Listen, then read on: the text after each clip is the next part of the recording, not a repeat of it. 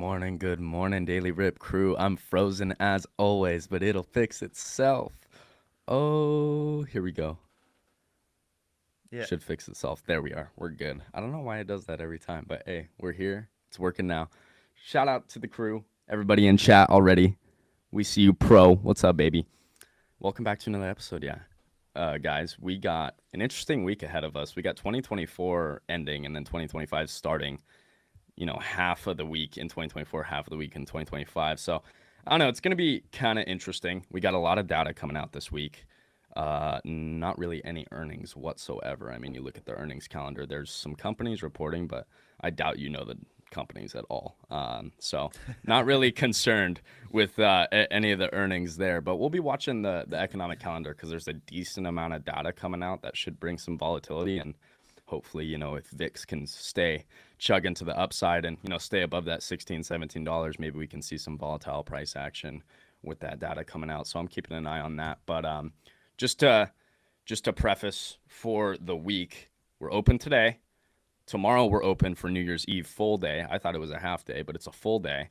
And then New Year's Day we're closed, and then it's on to 2025. So gonna be a fun week. I'm excited. Shy, how we feeling after the holidays? Not as hungover as the market for sure. The market's definitely puking a bit right now, and I think this is troubling because typically, if we have no Santa rally, if Santa decides he's too lazy to come help us out, that typically is a pre-read on how January is going to go. And I think that we're seeing right now that Santa rally, even if we bounce from red to green, like that might be somewhat bullish.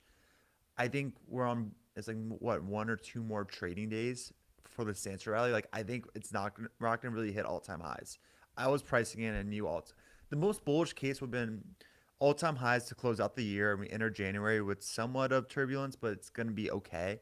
Seeing this much selling occur on Friday, following up today, that's troubling in January, and especially the cause of the sell off. Like this isn't just a no news. I'm seeing all over FinTech like this is a no news pullback. It's not. There's something that's actually driving this pullback. It's a 10-year yield. Interest rates are going up. That is alarming. A lot of people thought that the interest rates would be less than I don't know 4.4, 4.3% after the Fed start cutting rates. Trump becoming president. Right now, it's 4.5, hovering 4.6%, and it looks like it's being stubborn and holding. So I'm underwriting somewhat of a relief rally once the yields pull back because it's either the yields or dollar. You can't at this point like it's conflicting data points. I think the yield pulls back and that's going to be somewhat of a relief rally. However, I don't think I've been very vocal the past couple of weeks. Like January won't be a good month in the market, especially because I think we're going to see a large cap tech sell off. And you're going to see that repositioning start occurring much more aggressively towards the lagging names. And the indices are not where you want to be, or large cap tech. We're kind of seeing that right now. Like Qs are down 1.5%. You're seeing like all the big tech names just like bleeding last Friday, bleeding again No, today. Like I agree full heartedly. Shy, if you just had a massive investment that you bought at the beginning of this year or somewhere near the beginning of this year, why would you sell right now? Why not wait until the end of the year and then sell in the new year so you're not getting short term capital gains tax on it, right? You get taxed long term capital gains, right? So for well, me, that's how I'm thinking about it too. It's like I think we see kind of the first maybe couple mhm. months because not everybody bought right in January, right? Right. There's some people that maybe bought a little later that are waiting to sell that, and they need 12 months of time, right? So I'm definitely watching for that. Of course, price action has to go with that, right? If we're just seeing ripping price action, we're still going to new all-time highs. I'm not just going to be blindly shorting under that thesis, but I think it's a valid thesis to have going into the new year thing. And given the massive year we had, there's going to be plenty of people that are like, hey, now I'm ready to sell because now I'm not going to get taxed as much, right?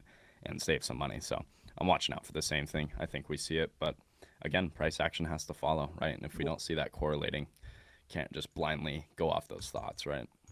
well, I also think there's a bigger point right now that's like I think expectations need to be reset for 2025.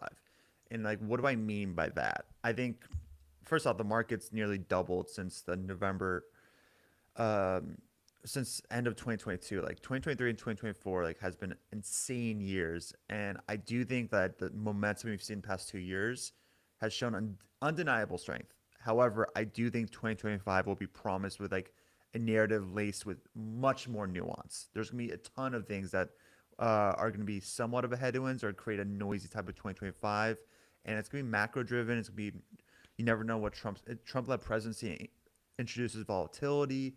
There is somewhat of fatigue right now in this first stage of this bull market rally we've experienced the past 2 years. Like, what's the next catalyst? Like, the catalyst has been AI, and big tech's been benefiting the most from that and semiconductors, and they've both those two industries have been carrying the indices with it. But now you're kind of seeing the semiconductors hit that middle of that S curve, and there isn't. That's not really where you want to be right now. And big tech, they already made the low hanging fruit returns on, or not the low hanging fruit juice on AI. Now it's like, what else is like? Can you actually return an ROI on these AI related investments? And that the jury's still out on that. So it's just there's just a lot of noise, and 2025 is going to be a year of volatility, and you guys need to kind of not buy every dip hand over fist.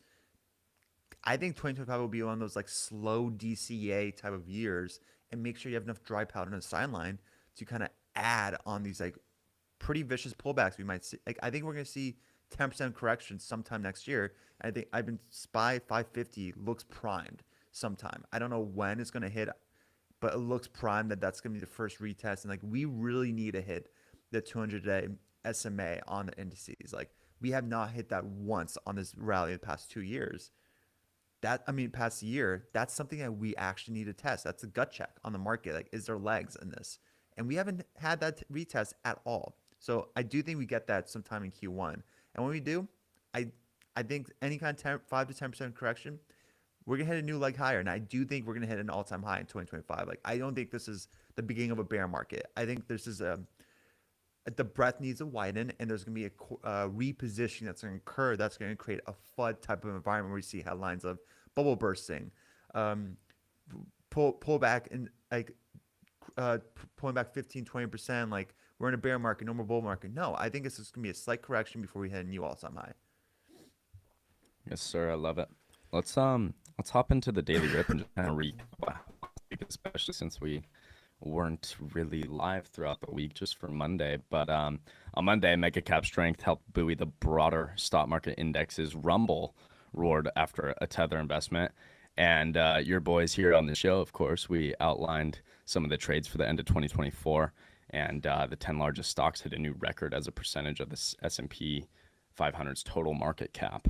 And then Tuesday, stocks were firmly in the green. Christmas Eve, things were looking really good. Santa Claus rally type of thing. And then, of course, markets were closed for the holidays. And then Thursday, a little bit of a holiday hangover that Shay was talking about there.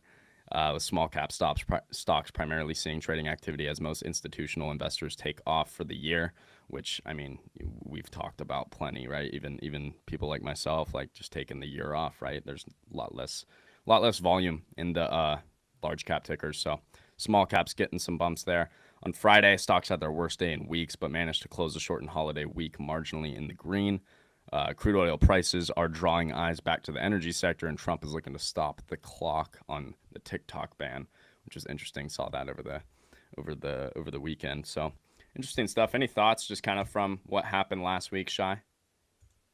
Yeah, I mean, I think last week is just what's the catalyst that's gonna make this like why would you buy like risk your biscuit towards the end of the year after making pretty insane returns throughout the year and past 2 years? Like, why buy now on any dip? There isn't really any. Like, you just want to be on the more side of caution than risk.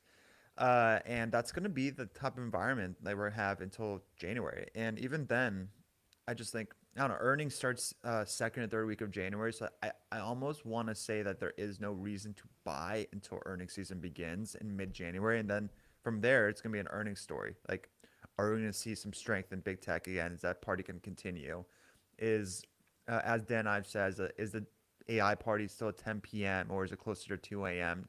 or 1 a.m.? Like, we're going to see a lot more insights now in the earnings season that I think market's going to be somewhat of a pause or slight correcting and then consolidating. Like, I just don't see, like, I have a specific, like, I'm buying TMDX like as soon as the year begins. Like, I'm maxing out my fiance's and myself's Roth with a TMDX purchase. Like that's why I'm waiting. But other than that, like I'm waiting on some dips on some really overextended names, and even like the dip we saw on Friday and today. I need more blood for me to get even Oh yeah, more of an those dips were appetite to great, add. but if you want me to, invest in some of the larger cap tickers that I like, we need to really rug. Like Totally. that's nothing, you know what I mean, for me. So that's where too like my focus just on individual tickers right now I are going to be a lot less of, Nvidia, Meta, Apple, Microsoft and a lot more of Tesla, right? Like right now, my only focus in terms of individual names right now is pretty much Tesla. Maybe some crypto names as well, right? Because everything else is kind of just following the market, Well, following Nvidia, right? Doing all that. it, I want to capture the strength in Tesla that's doing the opposite of what the market is doing. And you've seen, like, even though Tesla has come in a little bit relative to the market, holding strength, right? So just things like that. I'm trying to pick out, weed out who's the best out of the bunch, but it's tough to do. So well, because Tesla doubled in three yeah, months. Like, what are you gonna buy ridiculous. the 15% dip after it doubled in a couple months? No, like I'm not at like I'm not adding. Jordan and I I might bought a like to take some decent swings on it, but I'm not adding long yeah. term positions. No way. Like a lot of Tesla investors got into Tesla under $200 because it was just sitting there for years. Mm-hmm. We're not going to be buying a 10 to 50% dip above $400. Like we're not going to have that urgency, especially when this rally has been a Trump trade rally based on a narrative that I think is inevitable, but it really hasn't occurred in the fundamentals yet, and that is somewhat of a risk for the next like one or two earnings season. Like when Tesla reports their earnings, if they're above 450, I'd be worried because I don't think they're going to see that much of a fundamental difference in their business to justify the price. And that's the type of scenario where you look to the left. How much Mm-hmm. is a run up? What's being priced in? And like Tesla like needs to produce actual FSD revenue to be on their earnings, and like that's not there yet right now. So that's why I'm a little cautious, and I just think we need more blood in the water. Yeah, some bullet points from the weekend. Big Lots will keep hundreds of stores open following a last minute deal. The discount chain filed for bankruptcy in September. However, it agreed to a sale transaction with an investment firm this past Friday. Variety Wholesalers, which owns more than 400 retail stores, will acquire between 200 and 400 Big Lots stores and up to two distribution centers. That's gonna be good for Big Lots. Should see a bump there. Solid. Google CEO Sundar Pichai tells employees the stakes are high in 2025. Google executives held a 2025 strategy meeting, setting the stage for a year of increased competition, regulatory hurdles, and advancements in AI. Pichai said Google will introduce a number of AI features during the first half of 2025, but also warned it would be a challenging year as we are facing scrutiny across the world. Um, Obviously, too, like Google, something that has done so well over this year. And it's in the group of the Mag 7 and everything. I'm not expecting uh, too much this year personally. What about you, Shy? Google? So I think what's Sundar is saying is absolutely vital. I think I don't I'm think trying to think. Google has a great rep with Trump in office either, huh?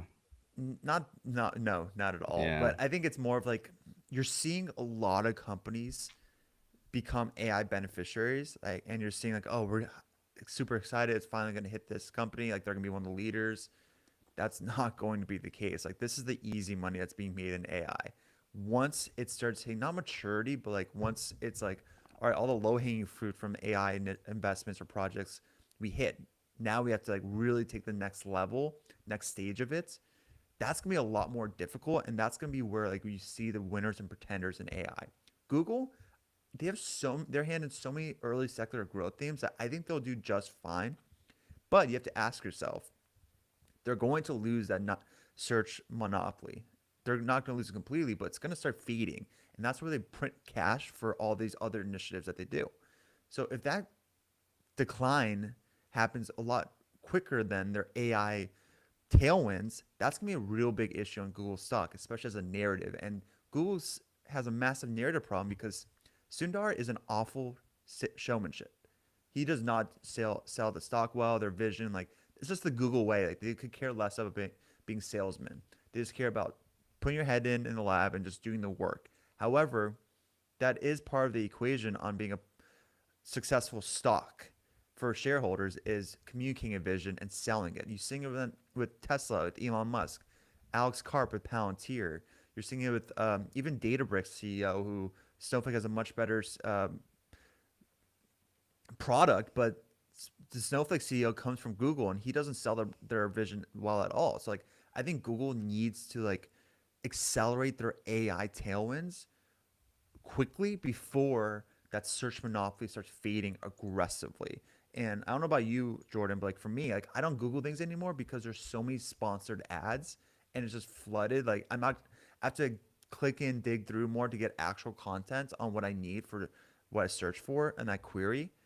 I stop using Google. I literally just go to ChatGPT and like I I ask them to definitely find sort. myself using ChatGPT a Yeah, I lot just more like lately. source Yeah, source this for me if this is real or not, and I just source it. And it's super quick. It's streamlined. exactly. That's a real issue because I used to Google all the time. That's gonna be a massive headwind for them that they're feeling like we have to get a new tailwind before that this inevitability occurs. MSTR looking interesting here. I think wasn't there some news that they bought more Bitcoin Every week, every week. Yeah, every they just week? buy more. But yeah, I mean, just sitting at the bottom of this channel, pretty much. Nothing about this to me is really is too bad. We've kind of broken this bullish structure, in my opinion, under that 356 area. And we're staying under that, but we're still like within this higher time frame range at the same time. So I'm keeping an eye here, but at the same time, I'd like to see some big bulls step in. Honestly, like right here, very soon, at the bottom of this range, or else it's looking a little rough because we did get a little bit of a change of structure on the daily. So I'd be watching for potential downside. I mean, if we don't bounce basically here into the open, I would expect downside towards that daily gap we have, which is around 300 psychological level. Just below that, we have a daily gap, and I would expect the price to kind of get that be a magnet for price. But we'll see what happens. If we can get a bounce at open, I think it might be okay at the bottom of this range, but it's got to bounce hard. I'd like to see some strength off the lows there. But any thoughts on that MSTR chart?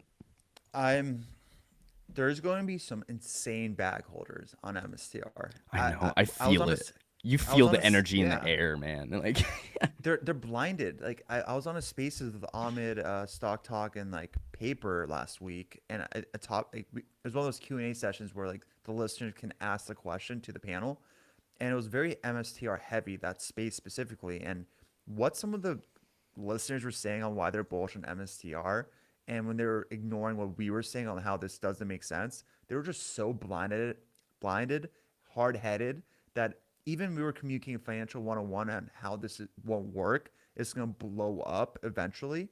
They completely ignored it and they just came back with some nonsense that was completely against anything financial 101 esque. Like it was crazy. So I think I didn't realize how culty MSTR is and how blinded a lot of like when you are part of a cult stock, like a retail cult stock, you wear blinded goggles. Like doesn't matter what it is. Like it's part of the territory. I think MSTR, like if Bitcoin hits 70K, which I think Bitcoin's gonna hit 60K sometime, but if it hits 70K or maybe 75 now after last week's purchase, this could blow up pretty quickly. And they're gonna have to do something really I don't know what they're gonna have to do, but they're gonna break something if it breaks 70,000 Bitcoin, and that's something that a lot of people should be worried about. Like this is not a stock. It's not a real company. It's a vehicle to capture alpha of Bitcoin or crypto of the future. But it's kind of not even 2x leverage anymore. It's like it feels 3 to 4x because of how aggressive they're leveraging their balance sheet on these Bitcoin purchases. I'd stay away, like miles away. If you're bullish on MSTR, just do the middle ground and buy Bitcoin or buy Robinhood because Robinhood would benefit a lot from it, or Coinbase. Doesn't have to be this like insane crypto roulette play like MSTR. I know it's turning. You say like cult retail stock, and it's so much turning into that, and like like not a meme stock, but it's getting that type of vibe. You know what I mean? And I don't like that. But yeah, moving on. We got CLH. Gosh, what a chart. Well, Celsius has gotten absolutely beaten up the like back half of 2024. I personally sold my long-term shares for tax loss harvesting, but I am looking to potentially buy those back. Kind of just sitting in this channel here. Let me take a look at the chart myself. But Shy, I mean, I know we've talked about Celsius before, and we've had some trades on it. I've traded a lot, had an investment in it, but I had to get out, and now I'm looking to get back in. I don't know what are you thinking about here? I know we're trying to make a little bit of a base at the bottom of this, like 25, $26. I'm not convinced we're going back to the upside quite yet. I'm not convinced, but I'd like to keep an eye on it into the beginning of the year to see if I'd like to get this back because it is a name I like. So MSTR, I mentioned earlier on this, like on the stream, like it went through a transition of what kind of Celsius investors are participating. Went from hyper growth investors to now it's an earnings growth story. But that transition was vicious for a lot of new investors. I got into Palantir, I think it was in 2020, 2021, which looked like a great investment at the time, like low teens. Now it's like only a double, maybe triple. But I think that those days of Celsius growing 50+% is over forever. It will never return back to those days. Now it's more of an earnings growth story due to international expansion. The shelving issue is going to be resolved, which is going to result in not an earnings expansion by itself because they don't have to cut the prices to get rid of the shelving issue. I think if you want to use Monster as a comp, this is closer to a $40 value. It's fair value for Celsius, but Monster has that premium valuation because they've been around the block for quite some time and you have confidence in their ability to constantly acquire the latest and greatest thing that's going to make them have their hand in the race. Celsius is still a newish stock and it's a great product in the health beverage space for energy drinks and they have a massive market share still. They're maintaining it. I just think right now you're seeing a narrative fall stock price and they haven't proven themselves long enough to have investors feel confident in their ability to actually maintain this market share and continue going forward. I do think this is one of those prime candidates for January of a bounce back.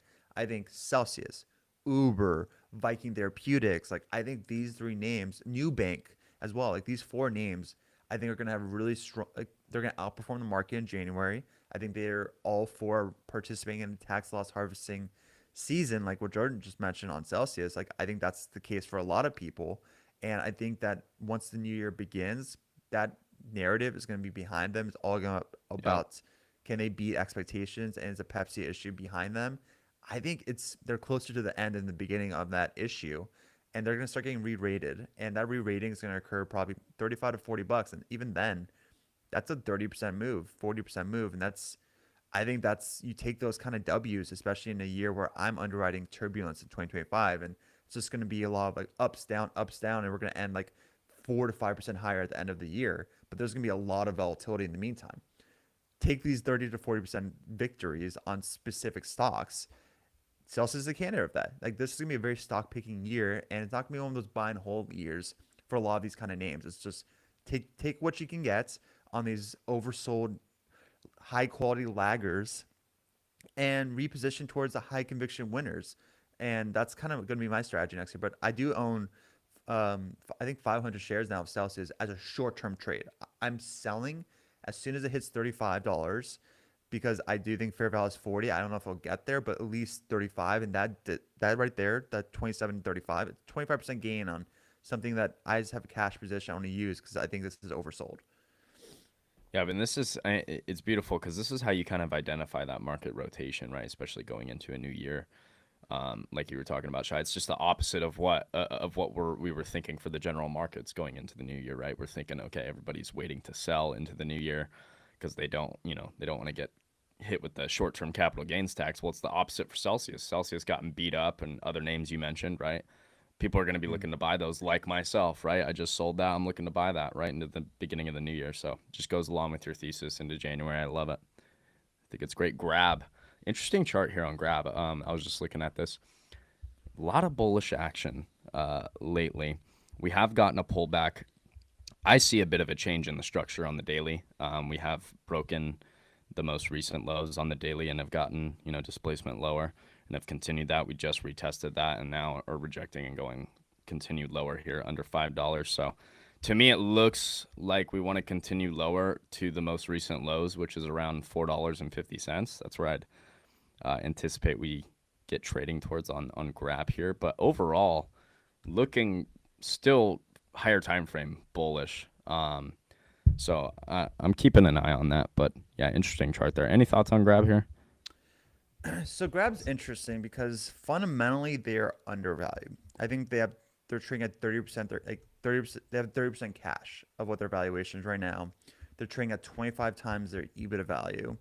They're growing their top line 20% next year with 18% free cash flow margin. So like typically my rule of thumb is like the rule of 40 score should equal what your price multiple is for the next 12 months. And I just said they're trading at looking up right now, they're trading at 27 times their EBITDA next year, and I said the Rule 40 score is 38. So I think right there's a 35% to 40% move that Grab Holdings can have if you want to make them a fair price. However, I do think that they kind of have somewhat of a competition issue, especially when I'm blanking on the name. There's an Indonesian name that merged with Tokopedia, which was essentially that combination made them one of the largest tech companies in Southeast Asia. That is worrisome, especially when like Grab's home market is in Singapore, and if this merger is going to become somewhat of a duopoly or somewhat of a major competitive headwinds, like it might expose Grab to, I don't know, a race to the bottoms in pricing. It's going to create a pricing wars, especially when you have a big tech company essentially merging together to compete with you in your own region. Like consumers, I've been very vocal about this as well. Consumers care about two things in retail: convenience and pricing. Grab might have their convenience because I'm assuming, but they invest in the infrastructure. But I think a bigger fish that enters the space is going to put pricing pressure on them because they're going to underprice them. And that's going to be an issue for Grab, where they might experience their gross margins getting lower. And right now they're actually have really good gross margins for their business. It's 45%, which is surprising. Thought it was going to be like 35 to 40%, but I think there's going to be some margin pressures, especially with this competition. And that's something maybe it's overblown. And if so, like this has room for a 35 to 40% move upside if I'm wrong on the headwinds. Good stuff. Well, we got about 2 minutes until the market opens, so we're gonna be watching that here. Should have that bell ringing soon. But feel free if you guys are in the chat to throw some tickers around. Um, happy to happy to look at some of those. I'm just watching NQ at the moment. We're getting a little bit of a bounce off this 380, reclaiming that 400 psychological level. And we got, some overnight lows to deal with. We got London low at 441, Asia low at 612. So I'm interested to see if we try and reclaim those levels into the open here, but obviously some nasty price action into the open. So I'm I keeping mean, an eye to it see if would any be bulls step in. glorious if we finish green today. I think that's like, Yeah. I might go hard on a trade for like the next 2 days. Like, I think that's a major tell of like, there's no fatigue in the market. Quite the opposite for the next like couple days. I think we need some. Let me see the spy chart before I speak. I do think we have to be above 590 before the end of the year. That's a big level for us. If we're staying below that as we wrap up the year, I do think there's going to be more downside in January for sure. 590 is a big level, or 593 specifically. That's a 50-day SMA on the chart. That's something that's been respected throughout the year with some violations, but it's been a V-shaped recovery. Let's say if there's another V-shaped recovery, like every dip this year has been a V-shaped recovery. If Friday was a vicious, massive day after like what was an even bigger sell-off the prior week, we're not really seeing that much of a V-shaped recovery. It's very lower highs type of thing, and that's worrisome. That means that we're going to have new lows. So it's something to monitor for sure. As we open in a minute, I'm looking at PLTRs down 3%, Rocket Labs down 4%. IonQ got bought up. It was down 5% at one point. Now it's only down 2%. Interesting. Let's see. Yeah, we got somebody asked about ARQT. I don't know this company at all. It looks like it's been getting some bullish action, but I don't know. I would anticipate a retest. Oh, there's that bell. Market is open. Well, we already retested December NFP levels, and we're holding that and got displacement higher. So things are looking good on ARQT. Again, I'm not familiar with this company, but as long as the only thing I don't like is on Friday we closed below the previous day lows with strength to the downside. So If we continue and we get below Friday's lows and can't reclaim them after breaking below them, that would worry me, and I would think we're going to go back towards those December NFP levels, which is around $13 there. So, watching that. Somebody also asked, what is TMDX, Shy? Organ transplant system. So essentially, if you need a liver, heart, kidney, like you use OCS, their OCS product to get that done. And this used to be like their biggest competition used to be literally, I'm not joking, an ice box. Like when you die and you're an organ donor, you put it in an ice box and you transfer it. But the issue with that is the organs only stay long for like a couple hours. They Yeah. created this like FDA approved system where it goes way longer, up to like a day now, 24 hours. Like if like I need an organ from New York, I live in LA. That's possible now. I can get that organ. Before it was maybe Philadelphia to New York. That's a game changer. That's a massive TAM expansion story. And not only do they have that product, they acquired this aviation company last year.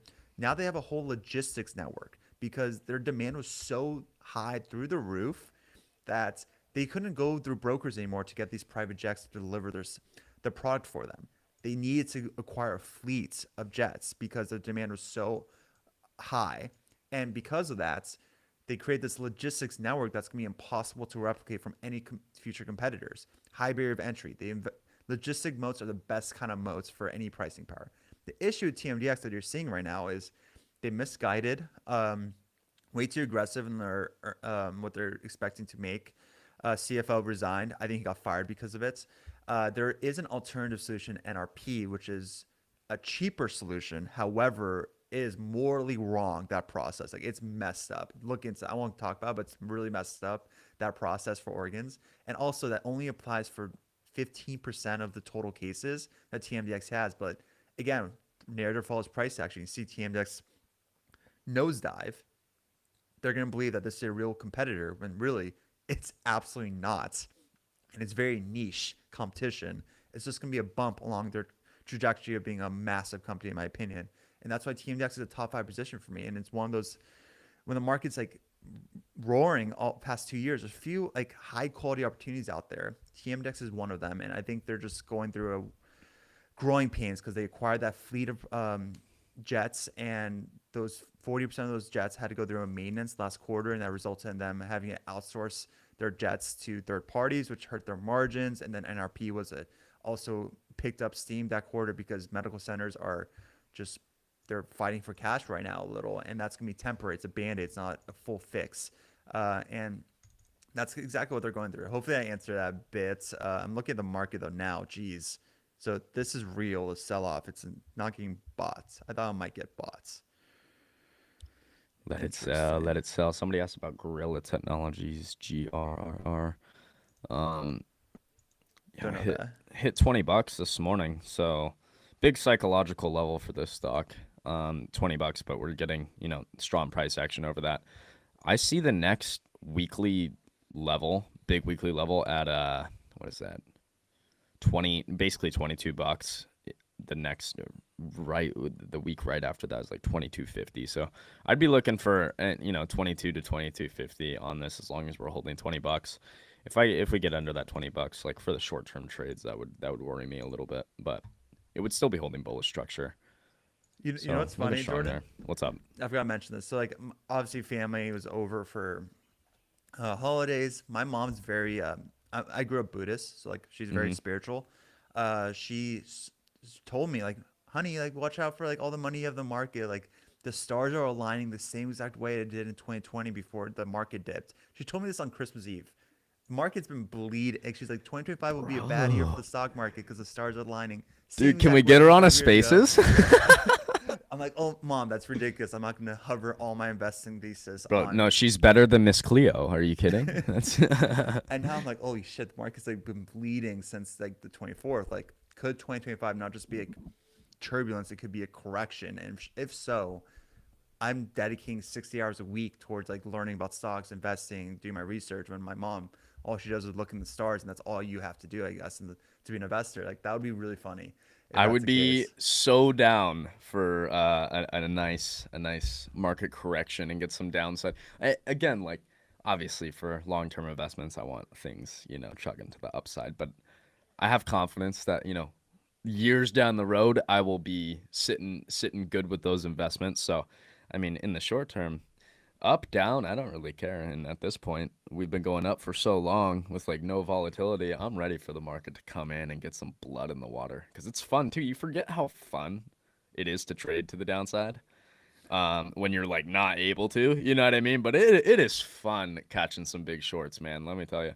It's a good time. I generally like trading short better. It's just like obviously the past year just not had that opportunity, and I'm not gonna do that just because I like it better, right? I'm gonna do what the Hmm. market's telling me. But I mean, if you ask me what I'd rather be in, I'd rather be short all day long. It's just I don't know why. I love playing short, but either way, It's we'll play because where the market's going. it's opportunity. That's why you're like, Yeah, ooh, some yeah, because opportunity. I know we can make money on the downside. Then we're just gonna take that money and like reinvest it to the companies we love. I feel like that's yeah, you're right. Like that's what I love about that more than when everything's green. But obviously try and set ourselves up for success later, and we'll be hopefully looking good next 10 years or so. But what is this market doing? I need to keep an eye on NQ. I'm probably not doing too much today on the future side of things just because it is Monday. We don't have a whole lot of data to go off of. If I have something that I really like, I might take something, but Mondays are generally really slow for me. So we'll see what this market wants to do, but pretty slow open so far. Still displacing lower. Got under that 380 on NQ, that 400 psychological level as well. No reclaim of overnight levels whatsoever. So no bullish action. No bull stepping in yet. Maybe it's time to go back to those July NFP levels.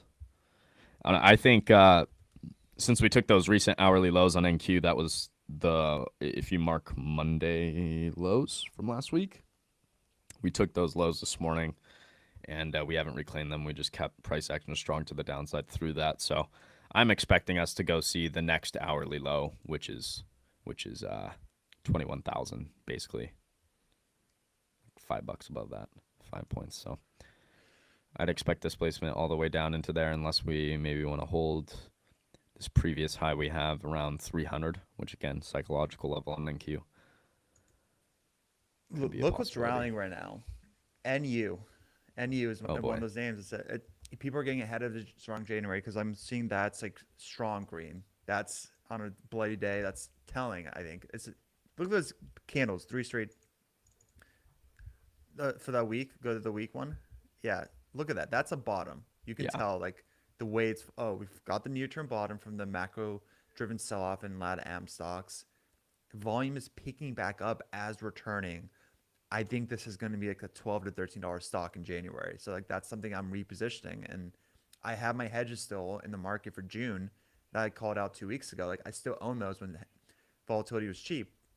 I think I'm going to unwind them a bit, especially when I want to see what the VIX is. What's the VIX right now? yeah. Where is VIX? That's important. I was talking about ETN. VIX on the Sunday Wolf newsletter, and just how important it can be for especially the intraday traders. Because I mean, since FOMC, before FOMC, if you were trading, let's say normally 10 contracts, um, you know, one candlestick moving 20, 30 points, not gonna scare you too much, right? But after FOMC, that VIX comes in, volatility, gets heightened.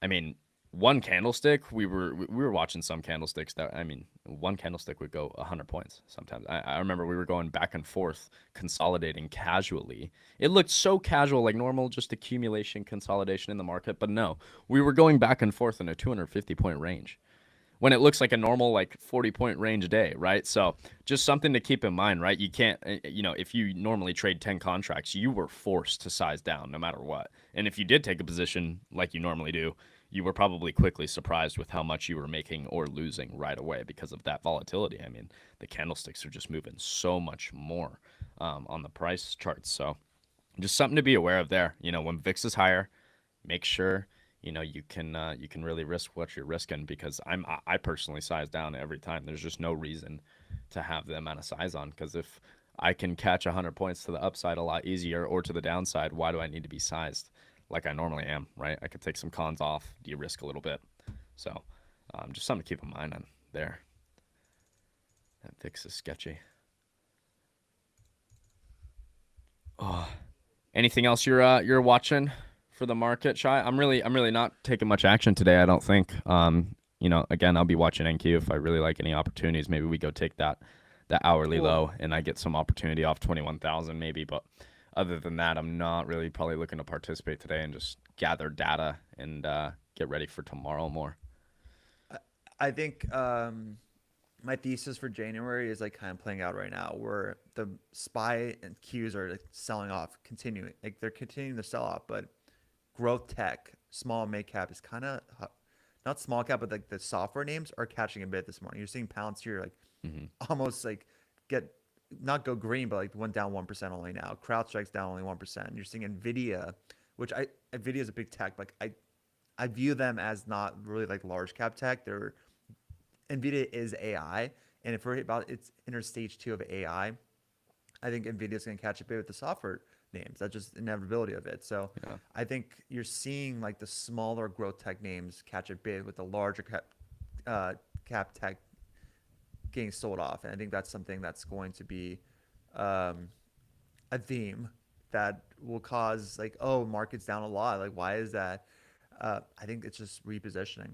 I think we're gonna hit the repositioning, and let me see what the 10-year yield is doing right now. Is your TMDX position a longer term play, or just Yeah, kind of a it's shorter term play? long term. I Long think this term, is going to gotcha, be a $250 stock. So like gotcha. I think this is going to happen quicker. It's also like it's a low float stock, so like it moves really aggressively, and when the narrative follows price action, like it's going to be way oversold. And I think this is one of those names where it needs one earnings to kind of buck the headwind. Very similar thing as Snowflake.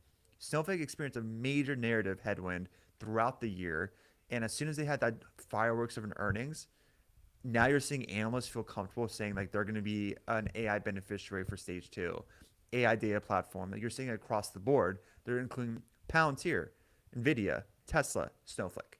Now that was not the case before. I think TMDX is going to have that earnings fireworks or just a good enough report to like things are way overblown. This is actually really cheap. They are. Let me go over their fundamentals just real quick because it did change. It's getting somewhat of re-rated next year, but they're supposed to have a 25% CAGR on the top line while producing low teen net income margin. So their Rule 40 score, they qualify for it, and they're gap profitable. And right now they're trading at 25 times their EBITDA. So that right there means my rule I just told you guys earlier in this call, if there's a Rule 40 score of 40, they deserve to be trading at a 40 times multiple. They're trading at 25 times. That right there results in a 60% discount on TMDX's price right now. And that's why I think it does belong above $100, and this thesis reflects that, and it's going to happen way quicker than people anticipate, and it's just be one of those names that will catch a bid in January or their next time they report their earnings. And it's the riskiest high conviction name I have by far. Top six position for me. It's 7 or 8% position now, but it's one of those names I have a high conviction on. I've done research. I know the company inside and out. I see their moats. It's defensible, and that combination is bulletproof in my experience. Yeah, great stuff there, Shy. I think that's gonna do it for the morning. I got nothing else, but great morning with the crew as always. I see everybody in chat. Shout out to the whole crew in chat. Pro Fast Guy, Rory, Austin, Eva, everybody, Micah, Reflections, Matthew. Appreciate everybody. Make sure you guys are liking the stream, subscribing to Stock Twits. We'll be back bright and early in the morning with another episode. So we'll see everybody then.